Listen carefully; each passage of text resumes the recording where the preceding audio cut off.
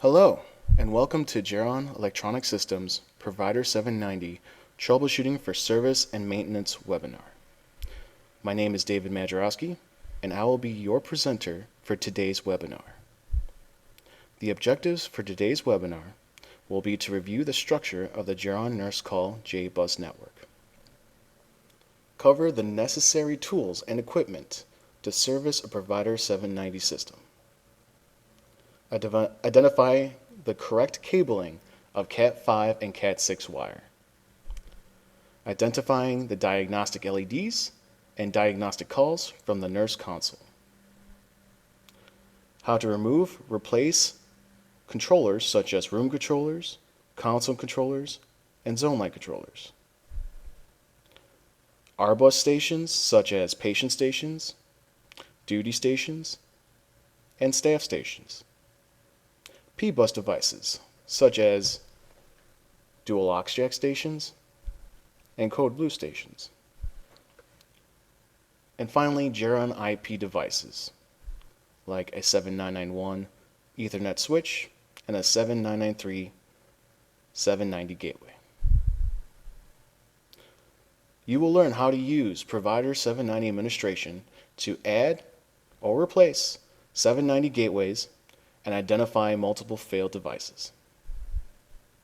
Figures shown in this presentation can be found in the 790 installation and programming manual.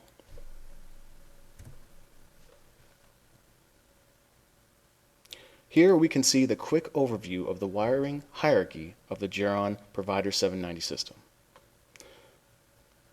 On the top of the hierarchy, we have the Jeron IP network, which is our bridge PC, our 7991 switch, and our 7993 gateways with their power supplies. From the gateways comes our J-bus, which carries our main bus from controller to controller, the power to the controllers, and system data. And from the controllers, we have our M-bus, R-bus, and P-bus buses. M-bus for controllers to consoles, R-bus and P-bus from room controllers to room devices. The Jeron IP network is a standard Ethernet network that carries data and voice packets from gateway to gateway or from gateway to the bridge PC. It uses Cat5e wiring, which means it has the same distance limitation of that wiring of 328 feet maximum. On this IP network, you can have up to a maximum of 127 gateways. From our gateway, we have our J-bus. It will go down the hallway from controller to controller, carries power and data from controllers to the gateway, uses Cat6 23 gauge copper wiring, and has a 700 feet length limit. The J-bus can only hold 31 J-bus devices, and you must use a 9778 terminator at the end of your J-bus. If you have a lot of console controllers with associated consoles such as a 7967-P workflow, you may need to use additional power supplies.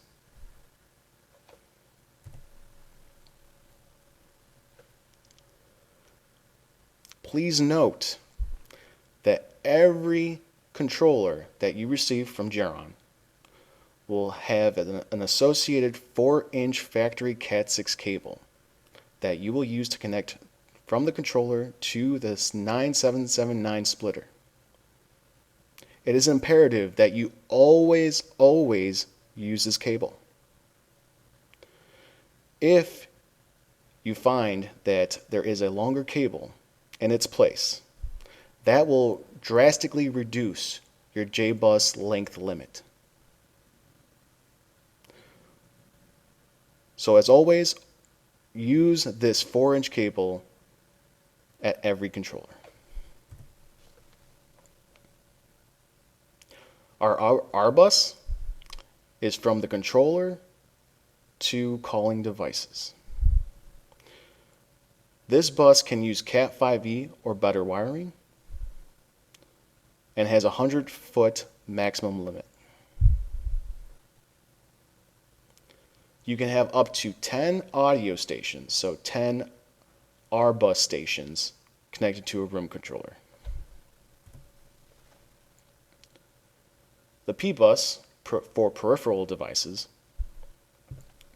carries power and data and obviously no audio. Uses a single 22-gauge unshielded twisted pair wire.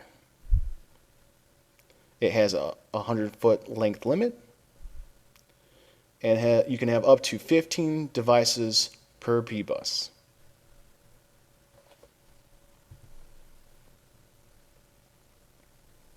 Just to reiterate, a room controller can have up to 15 total R-bus and P-bus devices connected to it. You can have single and or dual patient stations for a maximum of 10 beds in a room. If you are using a 7916 PA page adapter, it requires its own dedicated room controller. You can have up to 4 7917 duty stations connected to a room controller. However, all of those duty stations on a single room controller will be in the same duty area. And just like the PA page adapter, a 7927 staff duty station requires its own dedicated room controller.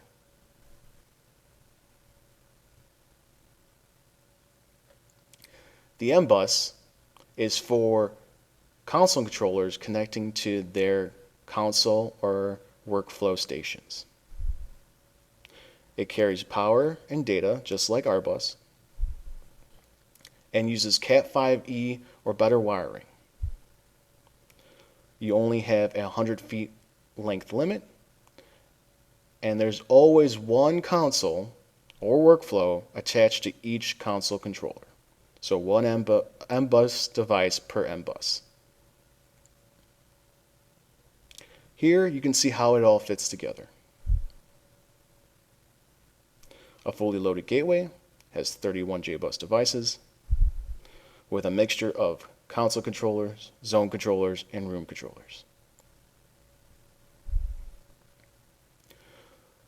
When going on site to service or perform maintenance on a Provider 790 system, you will need the following. You should have an RJ45 crimping tool, also an RJ45 cable tester. For the crimping tool and the cable tester, we hope that you carry Cat5 and Cat6 wiring. You will also need a small standard screwdriver to wire up your P-bus devices. You will need a 22-gauge wire stripper for that P-bus. And of course, single 22-gauge unshielded twisted pair wiring of the P-bus. You will also need a station removal tool, Cat number 99999. This will assist you with removing and replacing devices on the J-bus, R-bus, and P-bus.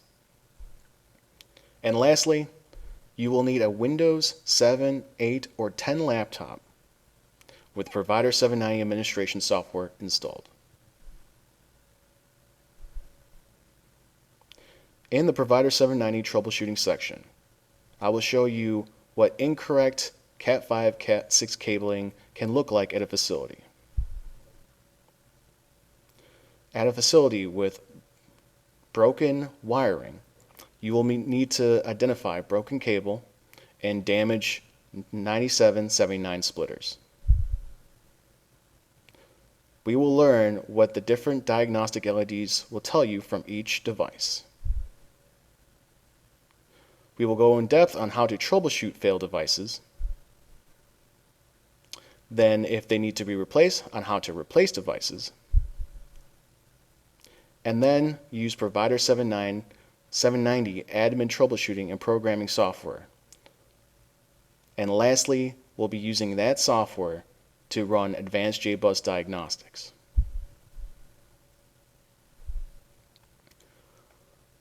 All Cat5 and Cat6 cables used in a provider 790 nurse call system must conform to the T568B standards. You must check all Cat5/6 cable terminators using a cable tester during cable installation prior to connecting the cables to hardware devices. When you are troubleshooting, begin with the cables nearest with the failing device. If the entire hallway or J-bus network is not communicating, check the cabling to the gateway controlling that network. For broken cable wire, you will need to determine what devices are not communicating and check the cabling close to that failed device. Here is the Cat5 or 6 wired to the T568A standard. And in this slide, we show the T568B standard. If your office or distributor did not install the Provider 790 system that you are servicing, you must identify which cabling style the facility is using. Not everyone conforms to the T568B standard, but they should. So please, if you have never been to the facility, take note of what the cabling is there. Is it a type A standard or a type B standard? And whatever standard it may be consistent at that facility.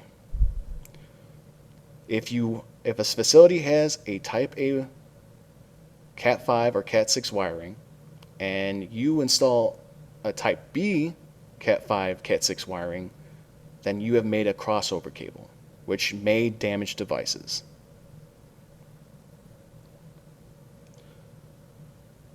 The following devices have diagnostic LEDs. We have room, masters, which are console controllers, and zone controllers. Gateways also have diagnostic LEDs. Power supply will have their own associated LEDs. R bus stations and P bus stations also have limited but available diagnostic LEDs. Controller diagnostic LEDs will be underneath the associated controller. As you can see in red here, it is at the bottom of your controller. The controllers can have up to 3 LEDs. When you have a good working system, then you will have a slow green heartbeat or slow flash from controller to controller. If the controller is showing a fast green heartbeat, it is downloading local config from the gateway, which is okay. It should eventually resume to the slow heartbeat of the green LED. If you ever see yellow or red LEDs, that may indicate a wiring or a communication error.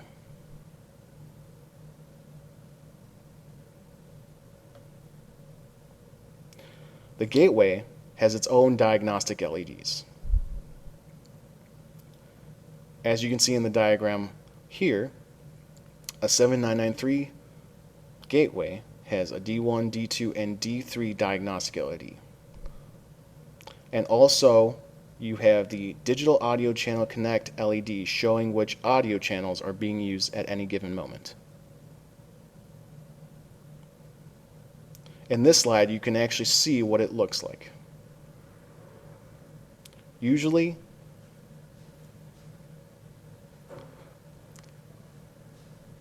the gateway will always have a green heartbeat, similar to the console or room controllers. If there's ever a problem with the gateway diagnostics, you will see a red LED flash from one of the D1, D2, or D3 LED diagnostics.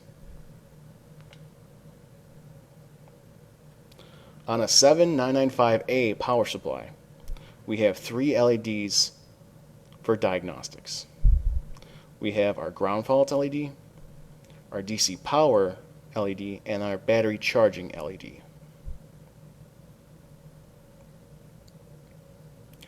On our R-bus stations, please note the red circle showing the red LED acknowledgement LED. The only time that you will have problems with R-bus devices is when this LED is slow flashing.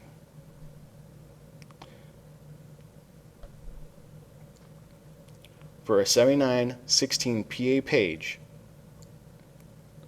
it will look very similar to a controller diagnostic LED. You will see at the bottom either a green or red LED.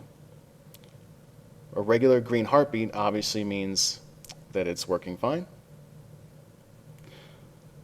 And if a red LED comes up, then if it's fast blinking, it's either the first power on or it's having issues communicating to the controller. But if it's steady on, then it should be performing an audio page. On P-bus devices, as you can see circled in red here, the LEDs will only fast flash if there is no communication to its associated controller.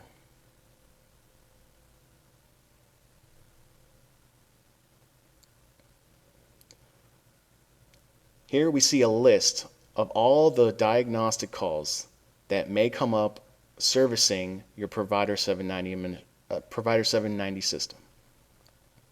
You have your gateway fail call, your console fail call, your console controller fail call, a room controller fail, a zone light fail, failed station calls for P-bus and R-bus stations, a trouble call for devices that have code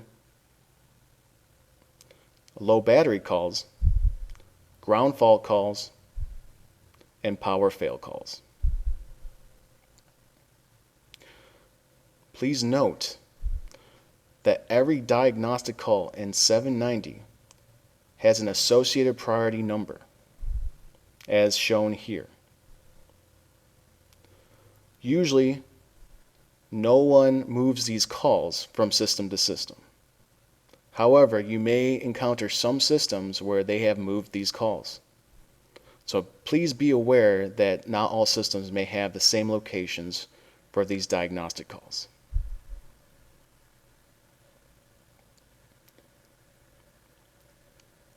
Here we see the gateway fail call. On the top image is what you would see on a nurse console.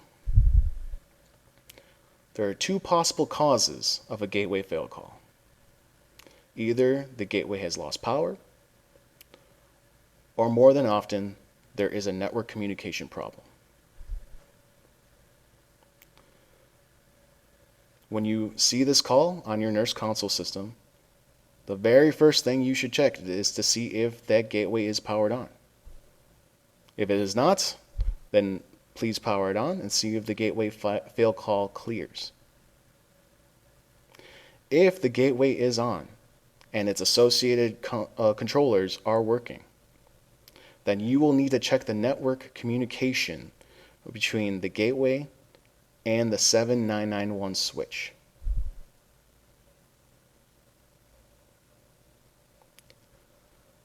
Verify the J2 connection from the gateway to the 7991 switch.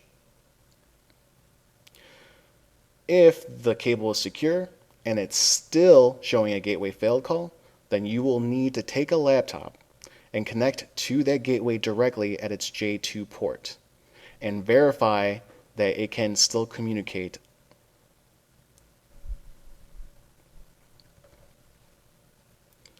Console fail calls are shown on the top here on your nurse console. In this example, the 7967-P console has failed. Usually the cause of a console fail call is that it usually has lost power, or the M-bus has gotten loose or damaged.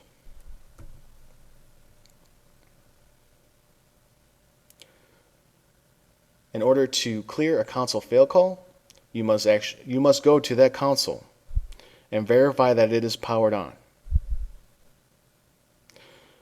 After you verify that, check the connections for the M bus between the 7963 or 7960 M bus connector to its associated console.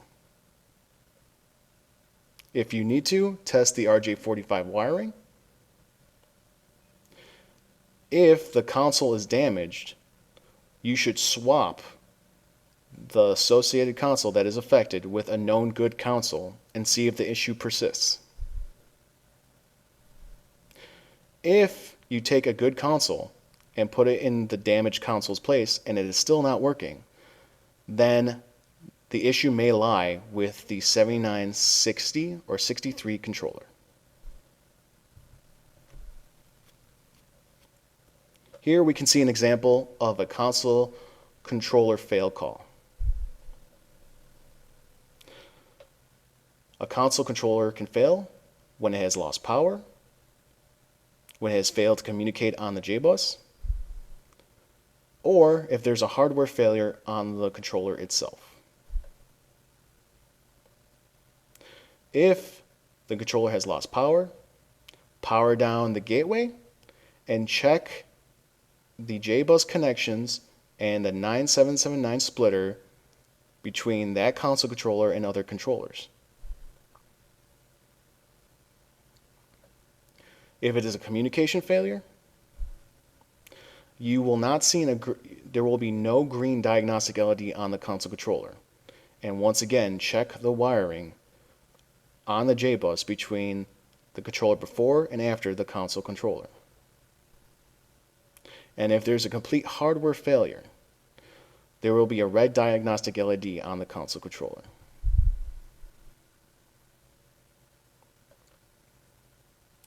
Usually when a console control fail happens, you will not see a green heartbeat.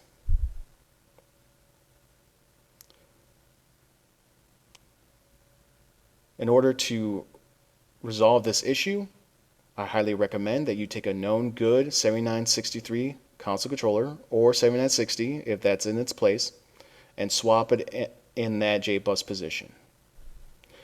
If you still have issues with a good controller, then the J-bus wiring up to the splitter or around the splitter or the splitter itself may be causing it. Diagnose these issues while the gateway is powered off.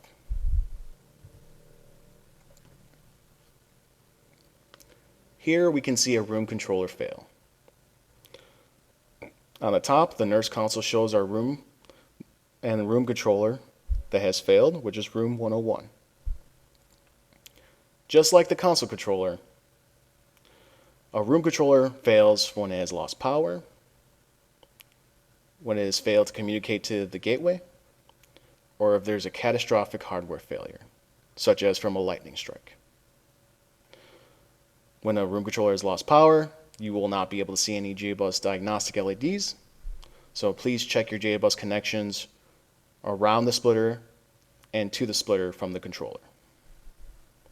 If it is a communication failure, you will see yellow diagnostic LEDs on the room controller itself. And if there is a catastrophic hardware failure, you will see red diagnostic LEDs on the room controller. Just like the console controller, if it is powered on, you should see some diagnostic LED shown at the bottom. And I would not expect it to show a green heartbeat. If it does not show a green heartbeat, first remove all R-bus and P-bus connections and see if a green heartbeat is then restored. If it is not restored, then swap out the 7953 room controller for a known good one. If the issue still persists, the issue may lie with the wiring from the controller to the splitter or the wiring from splitter to splitter. Just another reminder, when you do this operation, do it while the gateway is powered off. Here we can see a zone light fail call. for zone 18 zone light.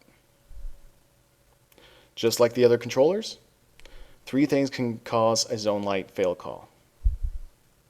The zone controller has lost power, it has a communication failure, or a catastrophic hardware failure. And of course, if the controller has lost power, you will not see any diagnostic LEDs, so you need to check the J-bus connections around the splitter and to the controller. If it's a communication failure, you will see a yellow diagnostic LED on the zone controller. If it's a catastrophic hardware failure, you will see red diagnostic LEDs on the zone controller. Just like the other controllers, verify the diagnostic LEDs on the affected zone light.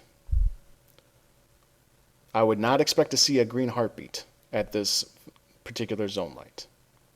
In order to fix this issue, or to see if it's caused by wiring, swap out the affected 7973 zone light with a known good one.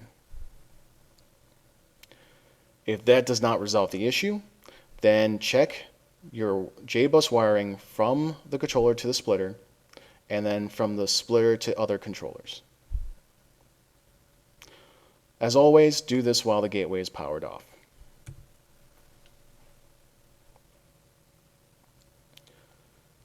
Here we can see the failed station call on our nurse console.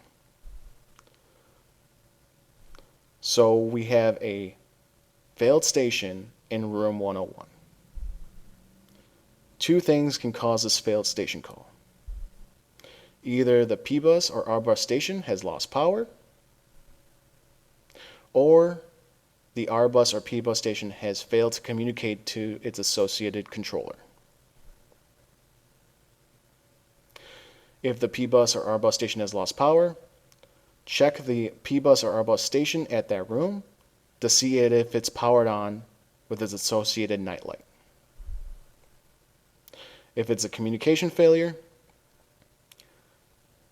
check the audio connect LED if it is red or yellow flashing. You will need to verify cabling and or recycled power by disconnecting the station and reconnecting. As shown earlier in this presentation, if the P-bus station cannot communicate, you will see an LED green flashing light.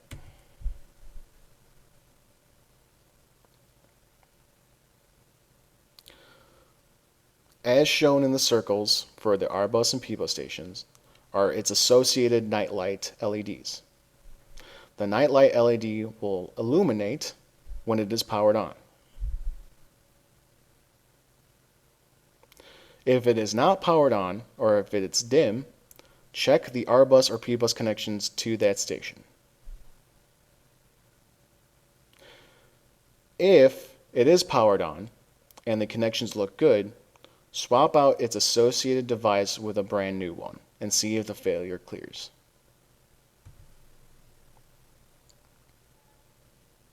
Here we can see the trouble call, and shown in the bathroom. Trouble calls are only reserved for code stations and the 7931 code blue and staff emergency station. It is very similar to a failed station call, but only to those specific devices.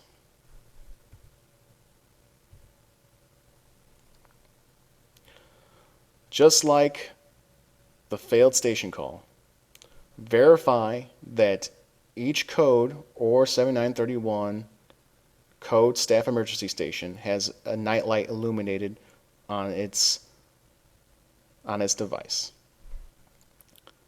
If it is illuminated and it's still showing a trouble call, swap out the offending device to see if that clears the call.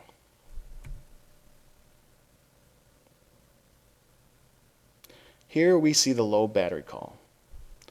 Only gateways can show this call. 2 things can cause a low battery call. Either the system is running on battery power, or the batteries are old and are not charging and need to be replaced. If the system is running on battery power, verify that there is power going to the 7995 or 7995A power supply.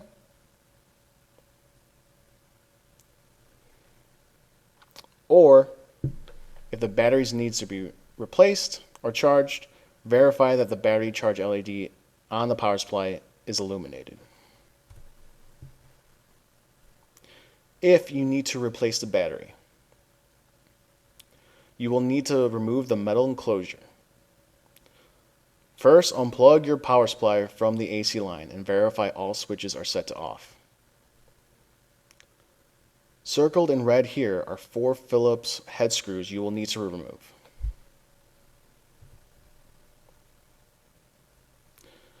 Here we are removing each screw one by one. Once the screws are removed, you will see a label called lift on one side of the power supply. Insert a small standard screwdriver and slowly lift the metal enclosure up.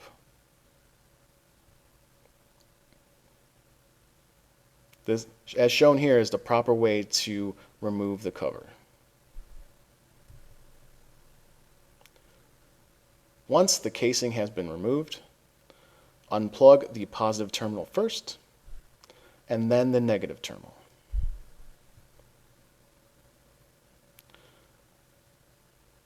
Once it is disconnected, you will need to swap out the old battery for a new one.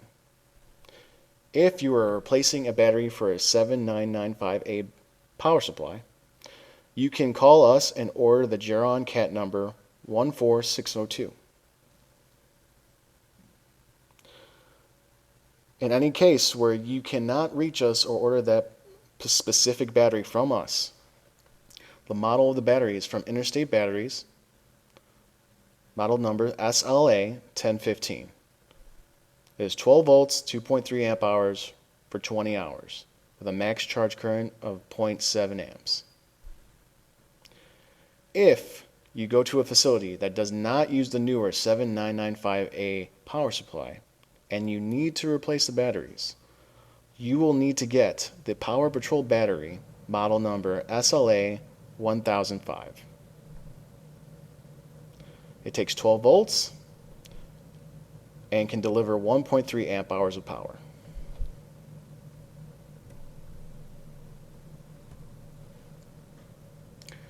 Here we can see the ground fault fail call. The ground fault call is usually caused when there is a device that's also making another connection to earth ground. First, you will need to verify that the ground fault LED is lit on the 7995 or 7995A power supply. As you can see up top, the ground fault call will display at the nurse console after a slight delay. Once you have resolved the ground fault, it will remove itself from the nurse console.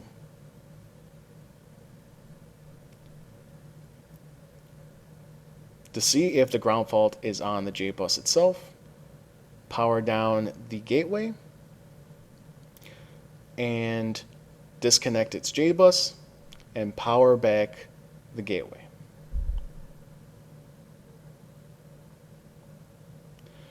If that resolves the ground fault, then you know the ground fault is somewhere on the J-bus. Here is a strategy on how to try to find the ground fault. Here we can see a fully loaded J-bus system with 31 controllers. The 9778 terminator was at the last device, but while the gateway is off, we have moved the terminator to halfway through the J-bus.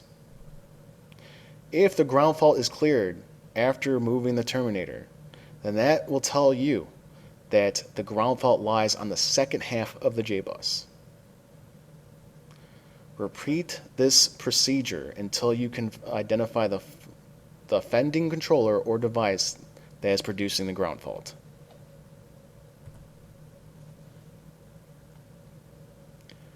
Here you can see the power fail call.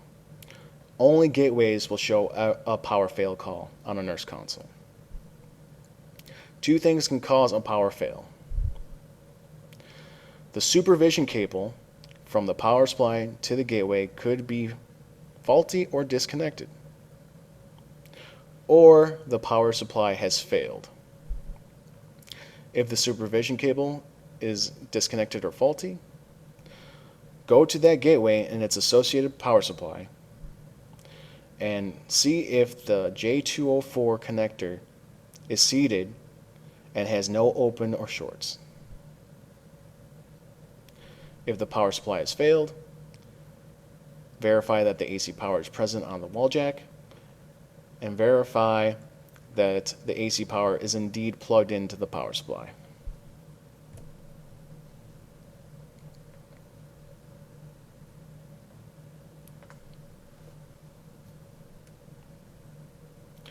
As you can see here, the J204 connector is connecting to the power supply, and its power connector is connected to the J200 plug. Here, we will be showing how to replace devices such as J-bus stations, R-bus stations, P-bus stations, and the Jeron IP network.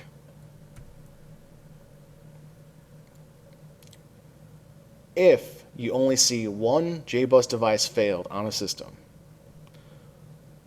the easiest way to resolve that failure is to replace the failed device with a device of the same model number.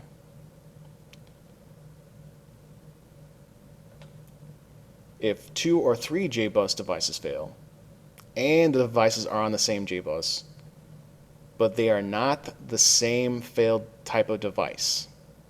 So like if you have one room controller failed and a console controller failed, or a room controller failed and a zone light failure, you can replace the failed devices with the devices of the same model numbers. If 2 or more J-bus devices have failed, and they are of the same type, you will need to use Provider 790 administration software to identify the failed devices. And then you will use that software to remove those devices from configuration and install the replacements.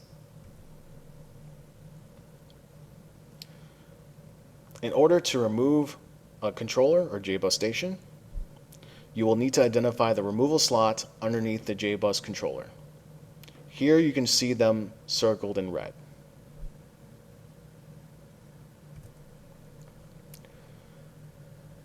You will need to insert the hook of the station removal tool into the removal slot located at the bottom of the station. The hook should face forward and make sure it is secured in the slot. Tilt the tool in a 45-degree angle towards you and pull. You will hear a click when the station detaches from the mounting plate. Repeat the same steps for the second slot. After you have connected the new controller and it is tested, mount the station by aligning the station catches to mounting plate at the bottom. When catches are secured into the slot, snap the station to the plate at the top.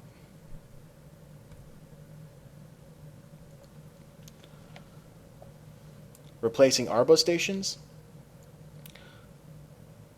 is very much like replacing J-bus stations. If you have one R-bus device failed, you can replace the failed device with a device of the same model number, but not another installed unit. Which means if you have a patient station that was installed on a different controller and was learned on that controller, and you move it to another controller that has a failed station, you will end up with duplicate devices, which we will cover in a few couple slides. If 2 R-bus devices are failed, and the devices are on the same R-bus, and the device has the same model number, you will need to use Provider 790 administration software to replace those failed devices. If you have 2 R-buses failed, and the devices are on the same R-bus, and the devices have different model numbers, you can replace the failed devices with devices of the same model number.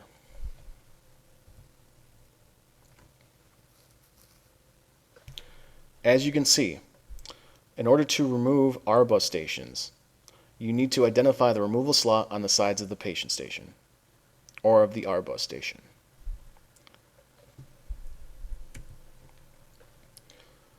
You will need to insert the hook of the station removal tool into the removal slot. Tilt the tool in a 45-degree angle towards you and pull.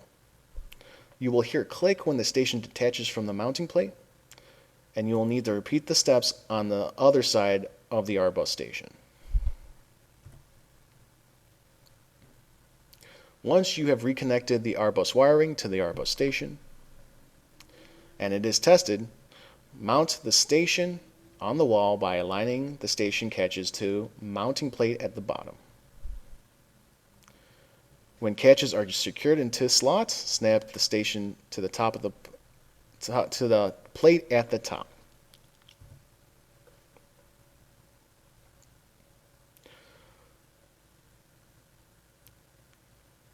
In replacing P-bus stations, if you have a single P-bus device failure,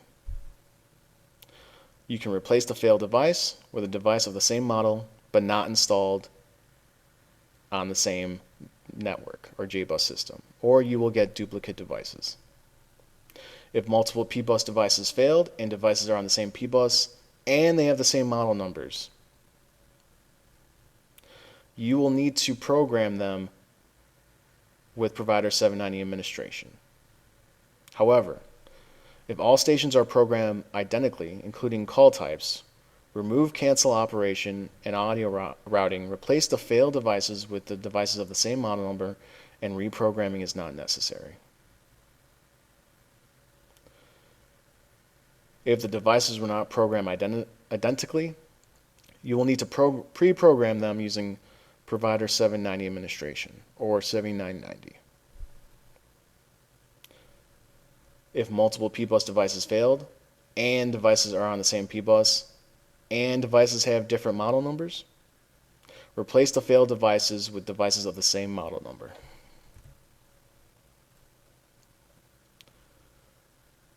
Here you can see a P-bus station and its removal slot at the bottom of the station, circled in red. In order to remove the station, insert the station removal tool into the removal slot, tilt the tool in a 45-degree angle towards you, and pull. You will hear a click when the station detaches from the mounting plate, and you will need to repeat the steps on the second removal slot. After the station is wired and tested, mount the station on its mounting plate by aligning the station catches to the mounting plate at the top. When the catches are secured into the slot, snap the station to the plate at the bottom.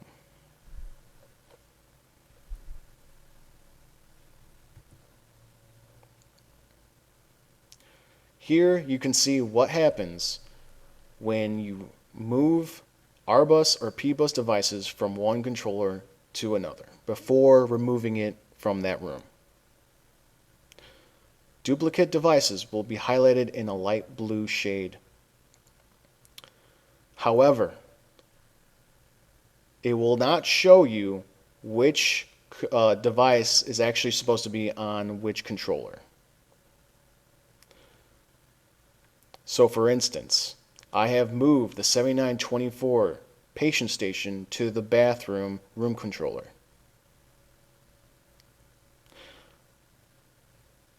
However, it is not showing the 7924 in room 101 as failed. The system will only show duplicate devices. It is up to you as the technician and installer to find out where the 24 should actually be and then remove that duplicate device from programming. As you can see on the right hand side, you just right click on the device that shouldn't be there and remove the device from configuration.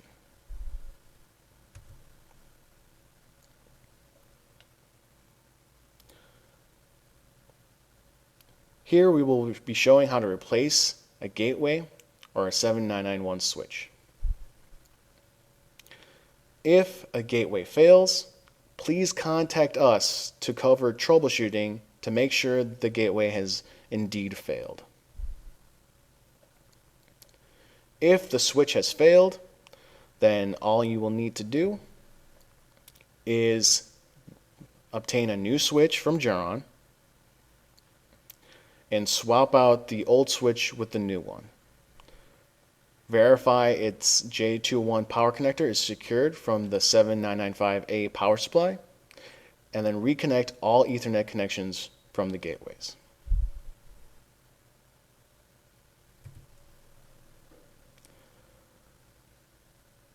If you have contacted Jeron Technical Support and we have verified that the gateway has failed, then you will most likely be getting an advanced replacement or a repaired gateway from us.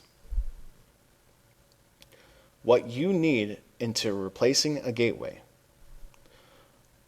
you will need the gateway configuration of the existing faulty gateway, such as the system ID, the building ID, the floor ID, the gateway ID, and the IP address.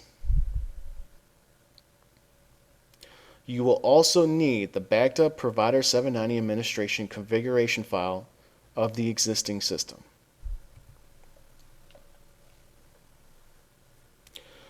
When you obtain your repaired or new gateway, connect your programming PC to the gateway using a crossover Cat5 wire. You must set your network card to the 10.10.10 network or subnet. Here at Jeron, we recommend using an IP address of 10.10.10.150 or higher, since that is most likely not to conflict with existing gateways on that subnet. Power on your gateway and verify that the 9778 terminator is plugged into the J1 port. And then open up your Provider 790 administration software on your PC, and then once you open the software, select the 10.10.10 network card or the 10.10.10.150 network selection. Once the software is open, click on Gateway Program on the top left. Verify the new gateway is already defaulted, which means it's already set to an IP address of 10.10.10.250 through 254. You will know it's also defaulted with the ID fields being left as blank. If the gateway has already been programmed with a different IP address or with different IDs, then you will need to default the gateway and then power cycle the gateway once it's defaulted.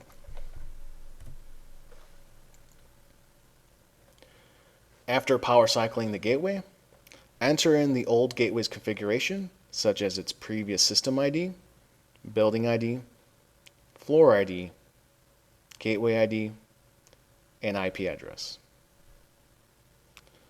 As you can see it to the right, the existing gateway had a system ID of a capital J, a building ID of a capital B as in boy, UI, a floor ID of 01, and a gateway ID of 01. And its previous address was 10.10.10.1.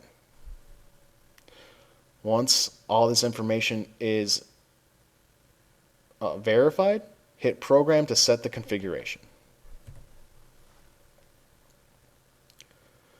Once the gateway configuration is set, we need to open our backed up 790 configuration file.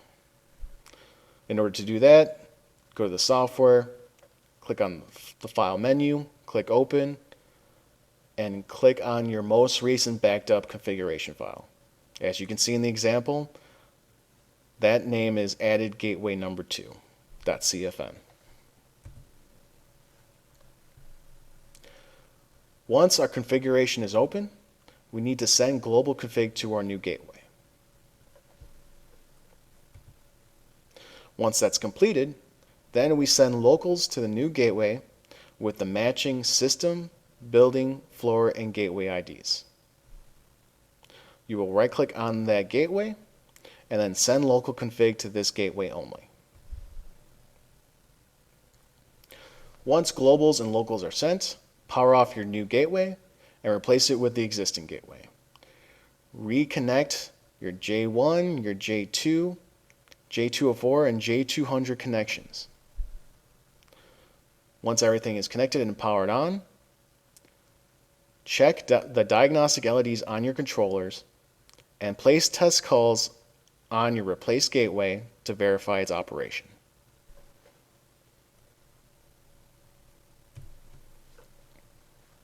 There may be instances where you come to a facility which they are still adding 790 gateways.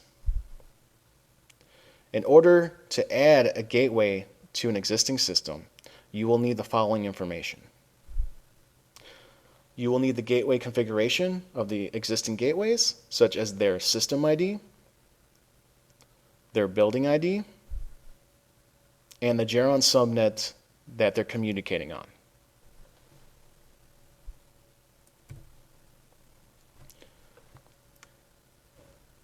In this example, I'm going to add a gateway to gateway 001.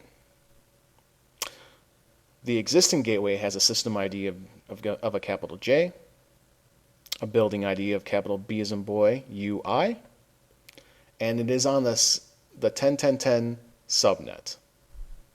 Gateway 001 is .1, so we need to program an IP address that is different than the existing one. In the example below, I have selected IP address of 10.10.10.20 since no other gateways have that same IP. Once programmed, connect your gateway to the 7991 Ethernet switch. Once it is connected, press the Get Config button on Provider 790 administration. You should now be able to see the new gateway added to your system along with any new JBus devices connected to that new gateway.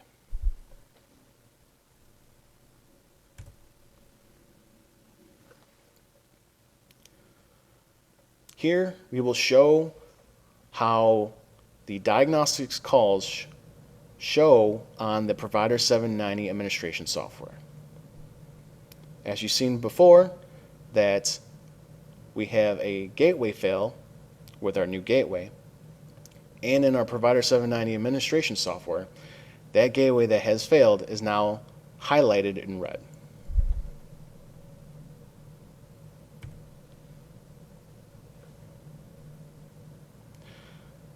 If a gateway is highlighted in yellow, that can indicate any of these three diagnostic calls.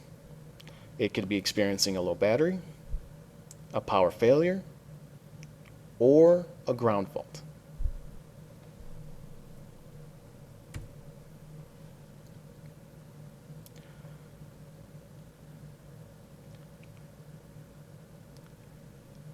For room and console and zone light controllers, failures for their associated controllers will be highlighted in red within Provider 790 administration software.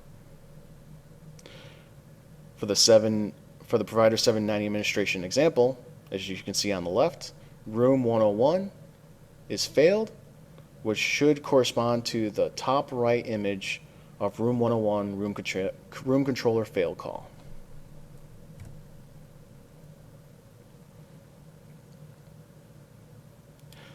Console fail calls will show its associated workflows highlighted in red.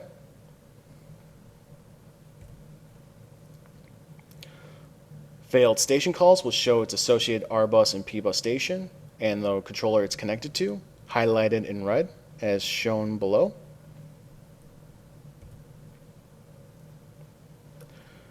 Trouble calls will show its associated 7949 or 7949-P or 7931 station highlighted in red.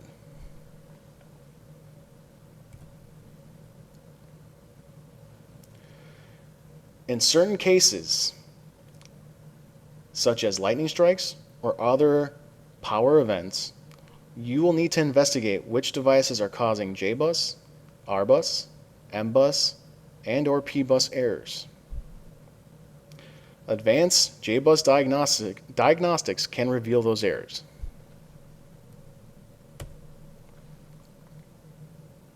To start advanced diagnostics, open up your Provider 790 administration software and right-click on the gateway and select Advanced Diagnostics for the J-bus.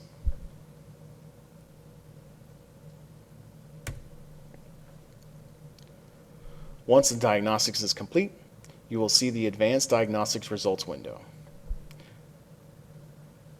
Any room name highlighted in red will have an error. It could either be a J-bus, R-bus, M-bus, or P-bus error. In order to identify which error it could be, click Save Results to File.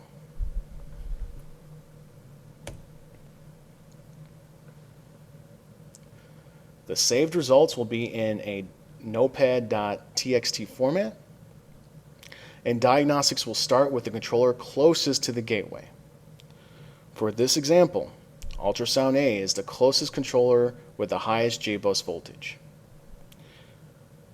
From here, underneath each controller, you can look at any J-bus errors, R-bus, M-bus errors, and P-bus error counts listed. And another thing to note is the voltage drops between controller to controller. Most voltage drops between controllers that are next to each other are usually either 0.2 through 0.5 volts. If you have two controllers very close to each other and they are dropping a volt or more, that could indicate a wiring issue between splitters or controllers.